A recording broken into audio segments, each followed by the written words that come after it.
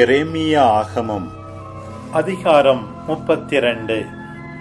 யூதாவின் அரசன் செதேக்கியாவினுடைய ஆட்சியின் 10ஆம் ஆண்டில், அதாவது நெபுகத்நேசரது ஆட்சியின் 18ஆம் ஆண்டில் ஆண்டவரிடமிருந்து எரேமியாவுக்கு வாக்கு அருளப்பட்டது. அப்பொழுது பாபிலோனிய மன்னனுடைய படை எருசலேமை முற்றுகையிட்டுக் கொண்டிருந்தது. இறைவாக்கினர் எரேமியாவோ யூதா அரசனது அரண்மனையில் இருந்த காவல் கூடத்தில் அடைத்து வைக்கப்பட்டிருந்தார். யூதா அரசன் செதேக்கியா எரேமியாவை பார்த்து, ஆண்டவர் கூறுவது இதுவே: இந்நகரை பாபிலோனிய மன்னனுடைய கையில் ஒப்புவிக்கிறேன், அவனும் அதை கைப்பற்றிக் கொள்வான். யூதாவின் அரசன் செதேக்கியா கல்தேயரின் கைக்கு தப்பமாட்டான். மாறாக அவன் பாபிலோனிய மன்னனிடம் கையளிக்கப்படுவது உறுதி. செதேக்கியா அவனோடு நேருக்கு நேர் பேசுவான், அவனை முகத்துக்கு முகம் பார்ப்பான். அவன் செதேக்கியாவை பாபிலோனுக்கு இழுத்துச் செல்வான். நான் அவனை சந்திக்கும் வரையில் அவன் அங்கேயே இருப்பான் என்கிறார் ஆண்டவர்.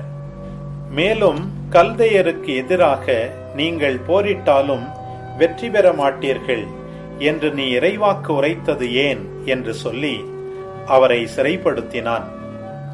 அப்பொழுது எரேமியா கூறியது: ஆண்டவரின் வாக்கு எனக்கு அருளப்பட்டது. இதோ, உன் உறவினன் சல்லூமின் மகன் அனமேல் உன்னிடம் வந்து, அனத்தோத்தில் இருக்கும் என் நிலத்தை நீ விலைக்கு வாங்கிக் கொள், ஏனெனில் அதை வாங்கி மீட்பது உனது உரிமையாகும் என உன்னை வேண்டுவான். ஆண்டவர் உரைத்திருந்தவாறே என் உறவினரின் மகன் அனமேல் காவல் கூடத்தில் இருந்த என்னிடம் வந்து, தயவு செய்து பென்யமீன் நாட்டில் அனத்தோத்தில் உள்ள என் நிலத்தை நீர் விலைக்கு வாங்கிக் கொள்ளும், ஏனெனில் அதை மீட்டு உடைமையாக்கிக் கொள்வது உமது உரிமை, நீரே அதை வாங்கிக் கொள்ளும் என்று வேண்டினார். அப்பொழுது அது ஆண்டவரின் வாக்கு என்று நான் அறிந்து கொண்டேன். அதன்படி அனத்தோத்தில் இருந்த அந்த நிலத்தை என் உறவினரின் மகன் அனமேலிடமிருந்து நான் வாங்கினேன். அதற்கு விலையாக 17 செக்கேல் வெள்ளியை அவரிடம் நிறுத்து கொடுத்தேன். பத்திரத்தில் கையெழுத்திட்டு அதில் முத்திரையிட்டேன். சாட்சிகள் முன்னிலையில் வெள்ளியை தராசில் வைத்து நிறுத்து கொடுத்தேன். பின்னர் விதிமுறைகளும் நிபந்தனைகளும் அடங்கிய முத்திரையிடப்பட்ட ஒப்பந்த பத்திரத்தையும் அதன் முத்திரையிடப்படாத நகலையும் நான் பெற்றுக்கொண்டேன். ஒப்பந்த பத்திரத்தை மாசேயாவின் பேரனும் நேரியாவின் மகனுமான பாரூக்கிடம் நான் கொடுத்தேன். என் உறவினரின் மகன் அனமேல் முன்னிலையிலும் பத்திரத்தில் கையொப்பமிட்டிருந்த சாட்சிகள் முன்னிலையிலும் காவல் கூடத்தில் உட்கார்ந்திருந்த யூதர் அனைவருடைய முன்னிலையிலும் நான் அதை கொடுத்தேன். அவர்கள் முன்னிலையில் நான் பாரூக்கிற்கு கொடுத்த கட்டளையாவது: இஸ்ராயேலின் கடவுளாகிய படைகளின் ஆண்டவர் இவ்வாறு கூறுகிறார், இந்த ஒப்பந்த பத்திரங்களை, அதாவது முத்திரையிடப்பட்டதையும் அதன் நகலையும் எடுத்துக்கொள். நீண்ட நாள் அவை பாதுகாப்புடன் இருக்கும் பொருட்டு அவற்றை ஒரு மண்பாண்டத்தில் போட்டுவை, ஏனெனில் இஸ்ராயேலின் கடவுளாகிய படைகளின் ஆண்டவர் கூறுவது இதுவே: இந்நாட்டில் வீடுகளும் நிலங்களும் திராட்சை தோட்டங்களும் மீண்டும் விலைக்கு வாங்கப்படும். ஒப்பந்த பத்திரத்தை நேரியாவின் மகன் பாரூக்கிடம் ஒப்படைத்த பின்னர் நான் ஆண்டவரிடத்தில் வேண்டிக் கொண்டது: என் தலைவராகிய ஆண்டவரே, உம் மிகுந்த ஆற்றலாலும் ஓங்கிய புயத்தாலும் விண்ணையும் மண்ணையும் படைத்தவர் நீரே. உமக்கு கடினமானது எதுவும் இல்லை. 1000 பேருக்கு நீர் அருளன்பு காட்டி வருகிறீர். ஆனால் தந்தையரின் குற்றத்திற்கான தண்டனையை அவர்களுக்கு பின் அவர்களுடைய பிள்ளைகளின் மடியில் கொட்டுகிறீர். மாபெரும் ஆற்றல் மிகு இறைவா, படைகளின் ஆண்டவர் என்பதே உமது பெயராகும். நீர் திட்டமிடுவதில் பெரியவர், செயலில் வல்லவர். மானிடரின் வழிகள் எல்லாம் உமது கண்முன்னே உள்ளன. எனவே அவரவருடைய வழிகளுக்கும் செயல்களின் விளைவுகளுக்கும் ஏற்றவாறு நீர் கைமாறு அளிக்கிறீர். நீர் எகிப்து நாட்டில் செய்த அடையாளங்களையும் வியத்தகு செயல்களையும் இஸ்ரவேலிலும் மற்ற எல்லா மக்களினத்தார் நடுவிலும் இன்று வரை தொடர்ந்து புரிந்து வருகிறீர். இன்று வரை உமது பெயருக்கு புகழ் தேடிக்கொண்டீர்.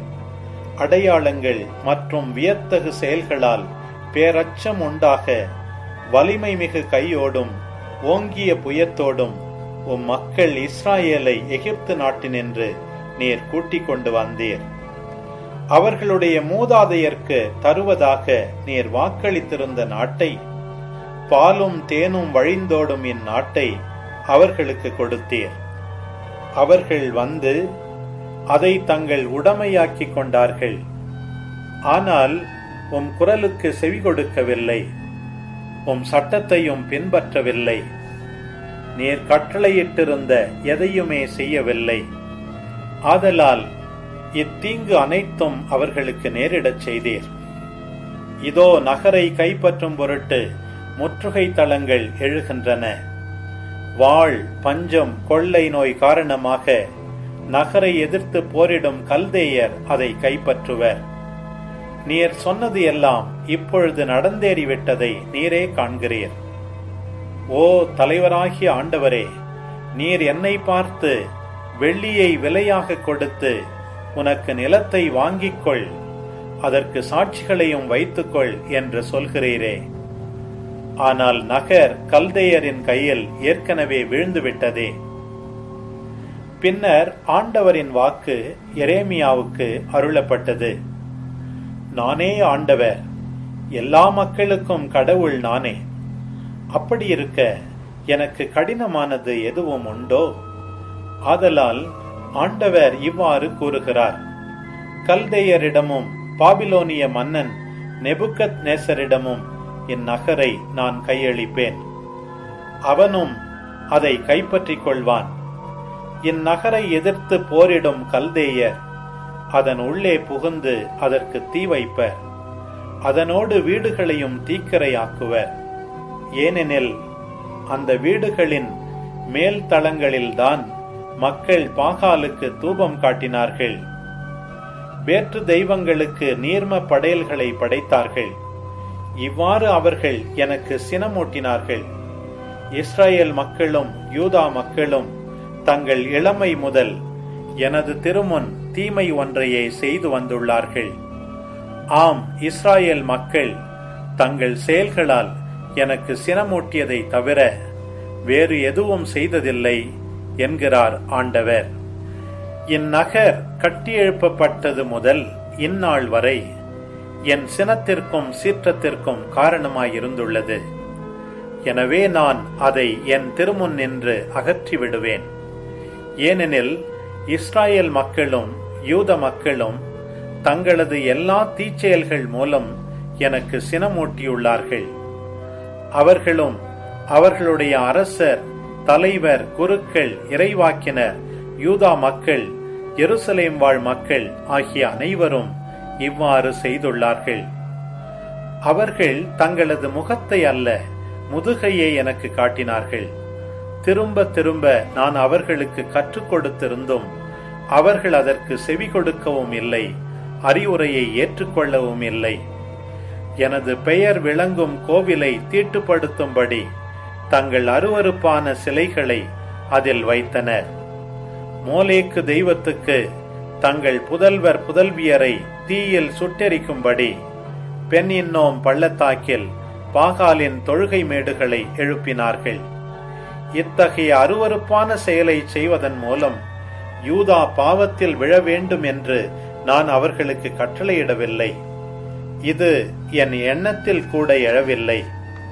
இப்பொழுதோ வாள், பஞ்சம், கொள்ளை நோய் காரணமாக இந்நகர் பாபிலோனிய மன்னனிடம் கையளிக்கப்பட்டுள்ளது என்று நீங்கள் இந்நகரை பற்றி கூறுகிறீர்கள். ஆனால் இஸ்ரவேலின் கடவுளாகிய ஆண்டவர் அதை குறித்து கூறுவது இதுவே: இதோ என் சினத்திலும் சீற்றத்திலும் வெஞ்சினத்திலும் நான் அவர்களை துரத்தி அடித்துள்ள எல்லா நாடுகளினின்றும் அவர்களை கூட்டி சேர்ப்பேன். அவர்களை இந்த இடத்திற்கு திரும்ப கூட்டி வந்து பாதுகாப்புடன் அவர்களை வாழச் செய்வேன். அவர்கள் என் மக்களாயிருப்பார்கள், நான் அவர்கள் கடவுளாயிருப்பேன். ஒரே இதயத்தையும் ஒரே நெறிமுறையையும் நான் அவர்களுக்கு கொடுப்பேன். இதனால் அவர்கள் தங்கள் நலனையும் தங்களுக்கு பின் தங்கள் பிள்ளைகளின் நலனையும் கருதி எந்நாளும் எனக்கு அஞ்சி நடப்பார்கள். நான் அவர்களோடு என்றும் நிலைத்திருக்கும் உடன்படிக்கை ஒன்றை செய்து கொள்வேன். எனவே அவர்களுக்கு நன்மை செய்ய நான் தவற மாட்டேன்.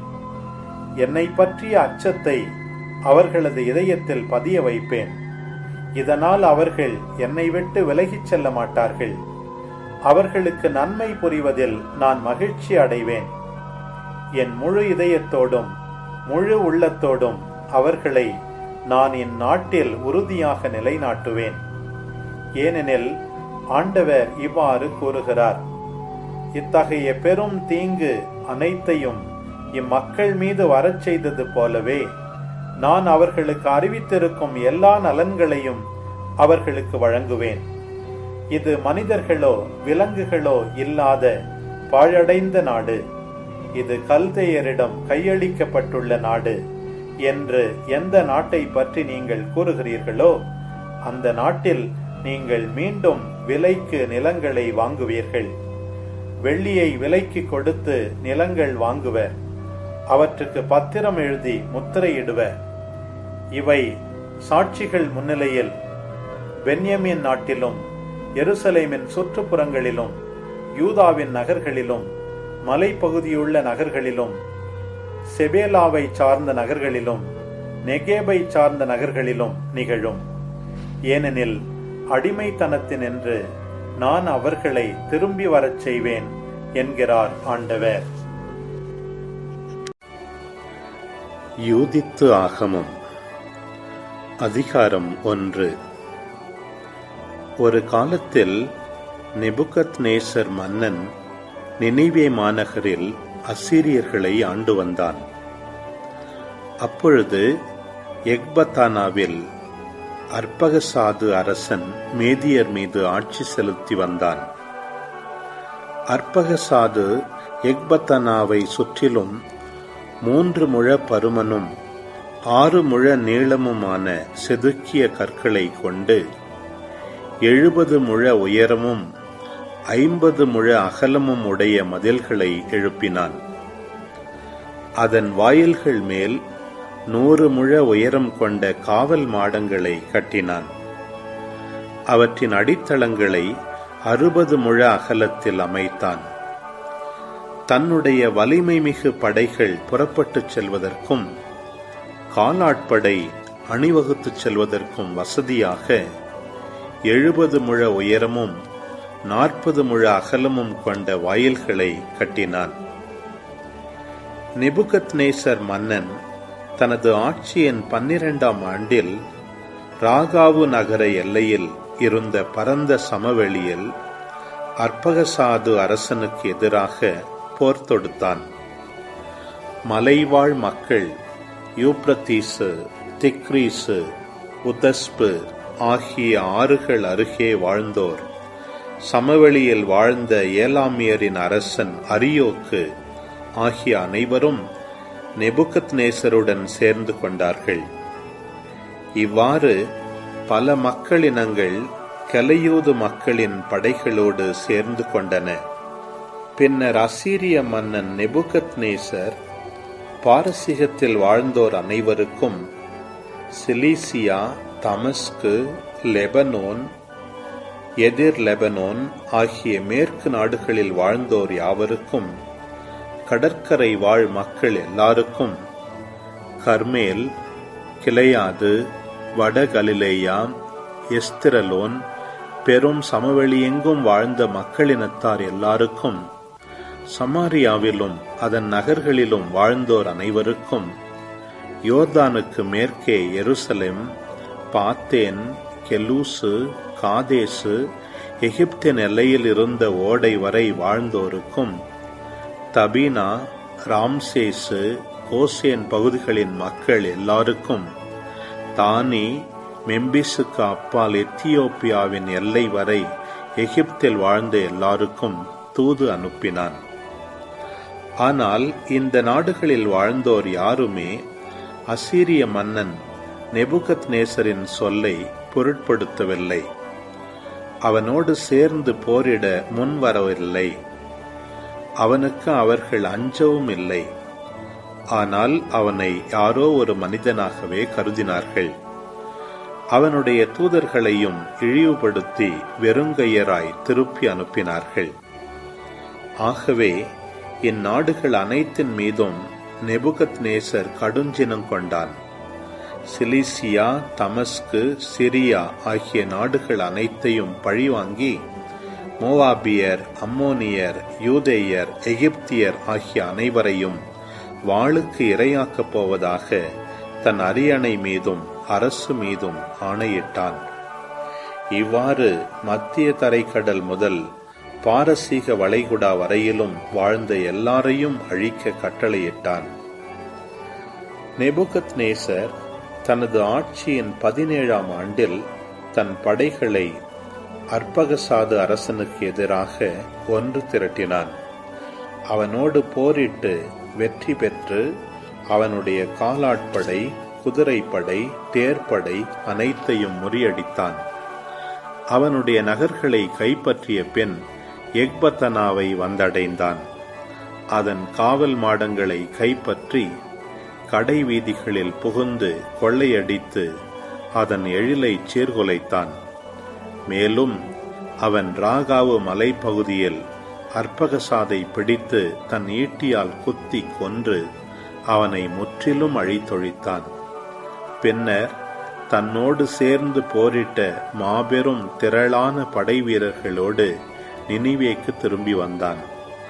அங்கு அவனும் அவனுடைய படை வீரர்களும் 120 நாள் விருந்து கொண்டாடி மகிழ்ந்தார்கள். யூதித்து ஆகமம் அதிகாரம் 2. அசீரிய மன்னன் நெபுகத்நேசர் சூளுரைத்திருந்தவாறு எல்லா நாடுகளையும் பழிவாங்குவான் என்று அவனது ஆட்சியின் 18ஆம் ஆண்டு முதல் மாதம் 22ஆம் நாளன்று அரண்மனையில் பேசப்பட்டது. அவனும் தன் பணியாளர்கள், உயர்குடி மக்கள் யாவரையும் அழைத்து தனது இரகசிய திட்டம் பற்றி அவர்களோடு கலந்தாலோசித்தான். அந்த நாடுகளின் சூழ்ச்சி பற்றி தன் வாய்ப்பட முழுமையாக எடுத்துரைத்தான். மன்னன் இட்ட கட்டளையை ஏற்காத அனைவரும் அழிக்கப்பட வேண்டும் என்று அவர்கள் முடிவு செய்தார்கள்.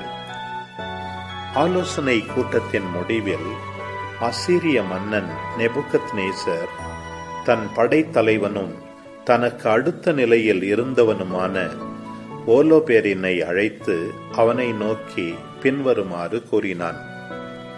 அனைத்துலகின் தலைவராகிய மாமன்னர் இவ்வாறு கூறுகிறார்: இங்கிருந்து உடனே புறப்பட்டுச் செல்லும். போரிட தயங்காத 1,20,000 காலாட்படையினரையும் 12,000 குதிரை படையினரையும் உம்மோடு கூட்டிக் கொள்ளும். நான் கொடுத்த ஆணைக்கு மேற்கு நாட்டவருள் எவருமே பணியாததால் அவர்களுக்கு எதிராக படையெடுத்துச் செல்லும். அவர்கள் நிலத்தின் விளைச்சலையும் தண்ணீர் வசதியையும் எனக்கு அளிப்பதற்கு அவர்களை ஆயத்தமாயிருக்கச் சொல்லும். ஏனெனில் நான் சினமுற்று அவர்களை எதிர்த்துச் செல்லவிருக்கிறேன். அவர்களது நாடு முழுவதையும் என் படை வீரர்களின் காலடிகள் மூடும். அதனை அவர்கள் சூறையாடும்படி கையளிப்பேன். அவர்களுள் காயமடைந்தோர் பள்ளத்தாக்குகளை நிரப்புவர். ஓடைகளும் ஆறுகளும் அவர்களின் பிணங்களால் நிரம்பி வழியும். நிலத்தின் கடை எல்லைக்கே அவர்களை நாடு கடத்துவேன். நீர் எனக்கு முன்னதாக புறப்பட்டுச் சென்று அவர்களின் நாடுகளை எல்லாம் என் பெயரால் கைப்பற்றும். அவர்கள் உம்மிடம் சரணடைந்தால் அவர்களை நான் தண்டிக்கும் நாள் வரை காவலில் வைத்திரும். பணிய மறுப்பவர்களுக்கோ இரக்கம் காட்டாதீர். நீர் கைப்பற்றும் நாடெங்கும் அவர்களை கொலைக்கும் கொள்ளைக்கும் கையளித்துவிடும். என் உயிர் மேல் ஆணை, என் அரசின் ஆற்றல் மேல் ஆணை, நான் சொன்னதையெல்லாம் என் கையாலேயே செய்து முடிப்பேன். உம் தலைவரின் ஆணைகளில் எதனையும் மீறாதீர். நான் உமக்கு கட்டளையிட்டவாறே அவற்றை திண்ணமாய் செய்து முடியும். காலம் தாழ்த்தாமல் செயல்புரியும். ஒலோபேரின் தன் தலைவனிடமிருந்து சென்று அசீரிய படையின் தலைவர்கள், தளபதிகள், அலுவலர்கள் ஆகிய அனைவரையும் தன்னிடம் அழைத்தான்.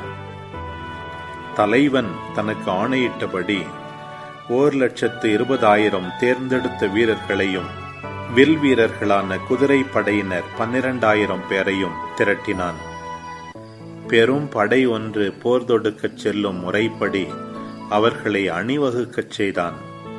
மேலும் தங்கள் பொருள்களை சுமந்து செல்ல பெருந்திரளான ஒட்டகங்களையும் கழுதைகளையும் கோவேறு கழுதைகளையும், உணவுக்கு தேவைப்பட்ட எண்ணற்ற செம்மறியாடுகளையும் மாடுகளையும் வெள்ளாடுகளையும், அனைவருக்கும் போதுமான உணவுப் பொருள்களையும், அரண்மனையிலிருந்து மிகுதியான பொன்னையும் வெள்ளியையும் திரட்டிக் கொண்டான். இவ்வாறு தேர்ப்படையினர், குதிரைப்படையினர், தேர்ந்தெடுத்த காலாட்படையினர் ஆகியோர் அடங்கிய தன் முழு படையுடன் நெபுகத்நேசர் மன்னனுக்கு முன்னதாகச் சென்று மேற்கு பகுதி முழுவதையும் நிரப்புமாறு ஒலோபேரின் புறப்பட்டான்.